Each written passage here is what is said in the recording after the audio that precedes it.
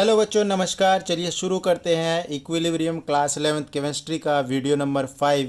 तो मेरा नाम है रविशंकर और आपके इस प्यारे से यूट्यूब चैनल कैम क्रश पर आप सभी का बहुत बहुत स्वागत है।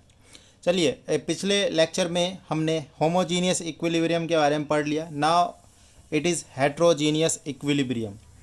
तो बच्चे देखो, हेट्रोजीनियस इक्विलिब्रियम में मेनली दो फेज़ होते हैं या फिर मोर देन वन फेज़ होते हैं। इसमें जो पहली बात क्या है, मोर देन वन फेज़। इसका क्या मतलब है? मोर देन वन फेज़ का मतलब है कि ये सिंगल फेज़ वाली रिएक्शन नहीं है। लेट्स से फॉर एग्जांपल जो फेज़ ट्रांसफॉर्मेशन जो होता है, जैसे कि वाटर लिक्विड से कन्वर्ट हो रहा है वाटर गैस में, तो आप जो देख रहे हैं ना, डिफरेंट डिफरेंट कंपोनेंट, इसमें दो कंपोनेंट है, इन दोनों का फेज़ सेम नहीं है, फेज़ डिफरेंट है। ठीक है, फेज़ क्या है? डिफरेंट है। तो जब आपको ऐसी इक्विलिब्रियम दिखे जिसमें फेज़ अलग अलग है, कंपोनेंट का कह लो या फिर जो उसके अंदर कैटलिस्ट वगैरह जो यूज़ हो रहे हैं उसकी बात कर लो, तो डिफरेंट फेज़ जब आपको दिखे तो आप कहेंगे कि ये भाई एक हेट्रोजीनियस इक्विलिब्रियम है। यूजुअली आपको सॉलिड और लिक्विड जो है प्योर फेज़ में दिखेंगे। ठीक है, इस चीज़ का ध्यान रखना, सॉलिड एंड लिक्विड फेज़ आपको अवश्य दिखेगा। ठीक है, वो भी प्योर, वो भी क्या दिखेंगे? प्योर। इसका क्या मतलब है? क्योंकि देखो, सॉलिड और लिक्विड जो प्योर फॉर्म में होते हैं उनके कॉन्सेंट्रेशन कांस्टेंट रहते हैं। कॉन्सेंट्रेशन क्या रहते हैं? कांस्टेंट रहते हैं। तो इस बात का आप थोड़ा सा ध्यान रखिएगा। जैसे कि यहाँ पे देखिए वाटर लिक्विड, ठीक है, एकदम प्योर फॉर्म में। और एग्जांपल लेते हैं हम, जैसे कैल्शियम हाइड्रोक्साइड। कैल्शियम हाइड्रोक्साइड क्या होता है? ये एक सॉलिड होता है, और जब इसको वाटर में डिज़ोल्व करेंगे तो calcium 2+ aqueous plus OH minus aqueous, तो ये भी एक हेट्रोजीनियस इक्विलिब्रियम का एग्जांपल है। क्यों ऐसा कह रहा हूँ मैं? क्योंकि देखो ये सॉलिड में है और ये दोनों एक्वस फेज़ में, तो डिफरेंट डिफरेंट फेज़ हो गए ना, तो ये एक हेट्रोजीनियस इक्विलिब्रियम होगा। ठीक है, तो यहाँ पे देखो सॉलिड जो है वो प्योर फॉर्म में, प्योर फॉर्म में तो इसका कंसंट्रेशन जो है वो कांस्टेंट रहने वाला है, ये चेंज नहीं होगा। ठीक है, और एग्जांपल लेते सो दैट कि आपको और भी अच्छे तरीके से पिक्चर समझ में आए। एक सिंपल ये देखो, कैल्शियम कार्बोनेट का डिकम्पोजिशन की बात कर लेते हैं। कैल्शियम कार्बोनेट आपको पता होगा सॉलिड होता है, इसका केमिकल नेम कैल्शियम कार्बोनेट है। बाकी ये क्या है? लाइम स्टोन है। क्या है ये? लाइम स्टोन है। अगर इसको आपने 10th क्लास में आपने इस चीज़ के बारे में पढ़ा होगा थोड़ा बहुत। ठीक है, जिसने हिंदी मीडियम में पढ़ाई करी उन्होंने ये चूना के नाम से जाना जाएगा। ठीक है, जब इसको वाटर में जब डाल देते हैं, जब बेसिकली इसका डिकम्पोजिशन वगैरह जब करते हैं हीटिंग के प्रोसेस में, तो ये डिकम्पोज होगा कैल्शियम ऑक्साइड, थर्मल डिकम्पोजिशन। ये तो सॉलिड है। अगेन ये क्या है? ये लाइम है, क्विक लाइम। ये क्या है? Quick lime. बाकी कैल्शियम ऑक्साइड इसका केमिकल नेम हो गया। प्लस में क्या बनेगा? प्लस में बनेगा CO2 गैस। क्या बनेगा प्लस में? CO2 gas. राइट बेटा? यस। तो आप देख पा रहे हो ना, ये भी एक हेट्रोजीनियस इक्विलिब्रियम का एग्जांपल है। कैसे? ये देखो, ये दोनों सॉलिड में है और ये गैस में है, तो डिफरेंट फेज आ गए। तो डिफरेंट फेज जैसे ही आए आप क्या बोलोगे?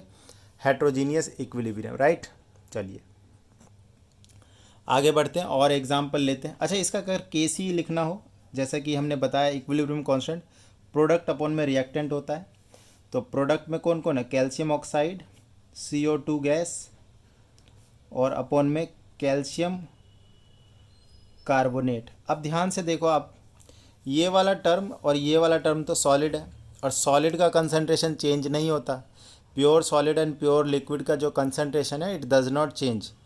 इसीलिए क्या होगा कि इक्विलिब्रियम कांस्टेंट की जो वैल्यू है ना, वो इन दोनों की वैल्यू पे डिपेंड ही नहीं करेगी। तो आप क्या करेंगे? ये हो जाएगा हमारा, ये इधर मल्टीप्लाई और ये डिवाइड हो जाएगा, तो नया जो बनेगा KC डैश, ये सिर्फ और सिर्फ CO2 के कंसंट्रेशन पे डिपेंड करेगा। मतलब जो आपका इक्विलिब्रियम कांस्टेंट होगा वो सिर्फ और सिर्फ कंसंट्रेशन ऑफ CO2 होगा। राइट, जितना कंसंट्रेशन होगा, या फिर अगर आप KP की बात करेंगे तो प्रेशर ऑफ CO2 के बराबर होगा। इतनी बात आप ध्यान रखिए, एकदम दिमाग में बिठा लो कि इक्विलिब्रियम में प्योर सॉलिड और प्योर लिक्विड के जो कंसंट्रेशन होते हैं वो कांस्टेंट रहते हैं, वो चेंज नहीं होते हैं। क्लियर है? अगर आपके दिमाग में एक बात आ रही हो कि सर यूनिट क्या होगा, यूनिट ऑफ के इक्विलिब्रियम, चाहे वो के सी हो चाहे वो के पी हो, तो बेटा ये डिपेंड करता है रिएक्शन टू रिएक्शन। मैं इसको यूनिट लेस भी बोल सकता हूँ और ये भी बोल सकता हूँ इट हैविंग यूनिट। देखो एग्जाम्पल की मदद से समझते कि ये आप क्या कह रहे हो, समझ में नहीं आ रहा है। जैसे एक एग्ज़ाम्पल लेते हैं, एक रिएक्शन है H2 plus I2, H2 plus I2, और इससे मैं बना रहा हूँ HI। तो अगर मैं इसमें बात करूँगा ना, तो डेल्टा एन जी क्या है, डेल्टा एन जी जो है वो ज़ीरो है। डेल्टा एन जी कितना है, ज़ीरो है। तो ऐसी स्थिति में ये यूनिट लेस हो गया। ये क्या हो गया, यूनिट लेस हो गया। डेल्टा एन जी के बारे में मैंने पिछली वीडियो में बताया था, शायद 1 या 2 वीडियो होगा, आप उसको देखिए, वहाँ पे समझ में आएगा आपको। बच्चों अगर जिसको ये चीज़ याद नहीं आ रही उसको सिंपल भी दिखा देते हैं। जैसे आप के सी का एक्सप्रेशन आपको बोलूँ कि लिखने के लिए, तो आप कैसे लिखोगे, आप तो यही लिखोगे ना, एच आई का स्क्वायर अपन में H2 अपन में I2। तो आप एक चीज़ देखो, इसकी जो यूनिट होगी और इन दोनों की जो यूनिट होगी आपस में कैंसिल आउट हो गई, बराबर में यूनिट लेस। अच्छा ये इसमें तो यूनिट लेस। एक और एग्जांपल लेते हैं हम, सो दैट कि और भी पिक्चर क्लियर हो। N2O4 gas gives NO2 2NO2 gas, right. तो इसमें अगर हम Kc का जब एक्सप्रेशन लिखेंगे, ये देखो यहाँ पर NO2 का स्क्वायर अपॉन में N2O4। देखो यहाँ पे पावर 2 है, यहाँ पे पावर 1 है। तो सिंपल अगर Kc की बात करें तो ये देखो मोल पर लीटर का स्क्वायर है ऊपर में, और नीचे में क्या है, मोल पर लीटर। तो ऐसी स्थिति में आपकी यूनिट क्या बनेगी, मोल पर लीटर। तो ये यूनिट लेस नहीं हुई। तो होपफुली आप समझ पा रहे हो कि ये यूनिट की कहानी जो है ये रिएक्शन टू रिएक्शन डिपेंड करती है। किसी रिएक्शन में किसी इक्विलिब्रियम रिएक्शन में यूनिट बनेगी, किसी में नहीं बनेगी। क्लियर है। चलिए और भी एक आधे अगर हम बात करें कि इक्विलिब्रियम रिएक्शन की बात करते हो, तो एक और एग्जांपल ले लेते हैं। देखो जैसे निकल एक एलिमेंट होता है, ये सॉलिड होता है, और कार्बन मोनोऑक्साइड तो गैस होता है, आप लोगों को मालूम होना चाहिए। तो निकल कार्बोनेट, निकल कार्बोनिल बनता है, ये देखो ये है गैस। तो अगेन फिर क्या हो गया, ये देखो ये सॉलिड है, ये दोनों गैस है, तो हेट्रोजीनियस क्या हुआ, ये हेट्रोजीनियस। और इसका Kc क्या हो जाएगा, ये NiCO4, इसका कंसंट्रेशन अपॉन में CO का कंसंट्रेशन की पावर 4। इसको नहीं लेंगे क्योंकि ये प्योर सॉलिड है, तो ये कांस्टेंट हो जाएगा। ठीक है। इसी तरीके से और भी हम ढेर सारे रिएक्शन, देखो बेटा रिएक्शन की कमी नहीं है। Ag2O 2HNO3 नाइट्रिक एसिड का रिएक्शन है, ये एक्वस है, और ये वाला सॉलिड होता है, सिल्वर ऑक्साइड है। इक्विलिब्रियम रिएक्शन, सिल्वर नाइट्रेट बनेगा इसमें, और सिल्वर नाइट्रेट आपका ये एक्वस होता है।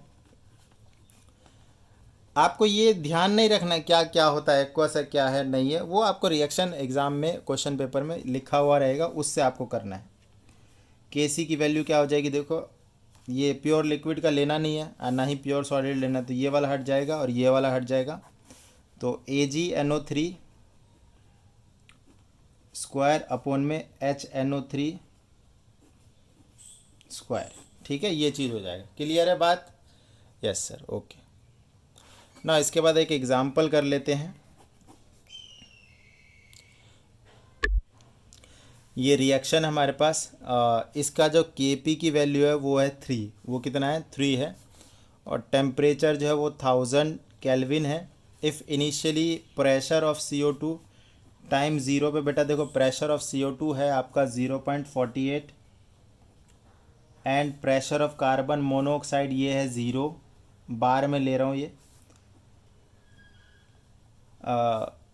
And pure graphite is present, ये जो है ये प्योर है, तो इसका तो इक्विलिब्रियम कांस्टेंट में कोई रोल ही नहीं है।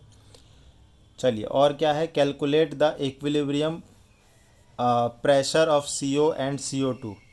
तो इक्विलिब्रियम प्रेशर मतलब टाइम जब इक्विलिब्रियम को रीच करेगा। तो बेटा ये देखो 0.48 माइनस पी प्रेशर हो जाएगा। पहले तो आप सबसे पहला काम करिए कि ये बैलेंस है कि नहीं है ये चेक कर लीजिए। तो मैं ये देख पा रहा हूँ कि ये रिएक्शन बैलेंस है, तो कोई दिक्कत की बात है नहीं।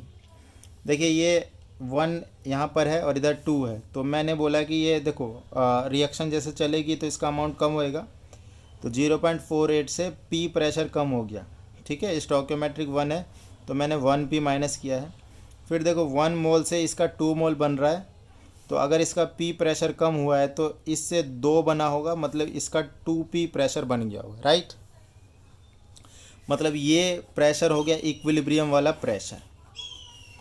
अब जैसे के इक्विलिब्रियम का के पी का एक्सप्रेशन लिखेंगे तो प्रेशर ऑफ सी ओ ये वाला और इसका स्क्वायर हो जाएगा अपॉन में प्रेशर ऑफ CO2 हो जाएगा।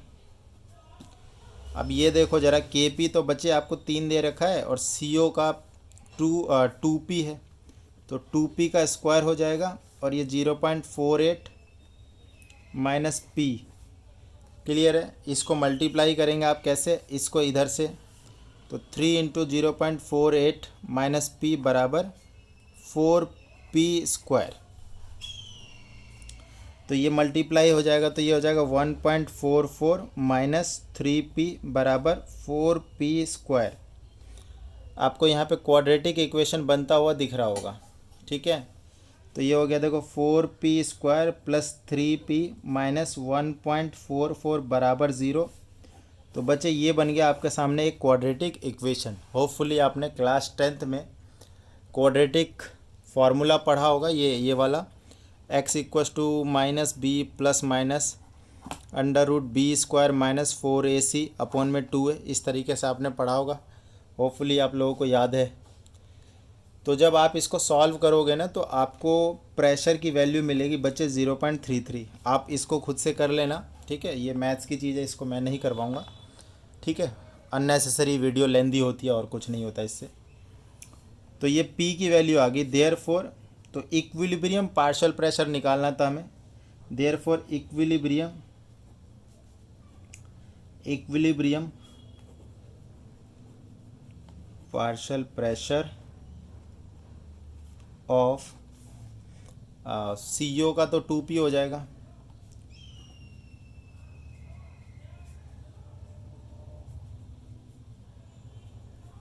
.66 बार, और CO2 का क्या हो जाएगा 0.48 माइनस में P, तो ये आएगा 0.15 बार। तो ये एक क्वेश्चन है, बहुत बेहतरीन सा क्वेश्चन है। उम्मीद है आपको ये समझ में आ गया होगा। नाउ ये आपका हेट्रोजीनियस इक्विलिब्रियम ख़त्म होता है इसमें, ठीक है।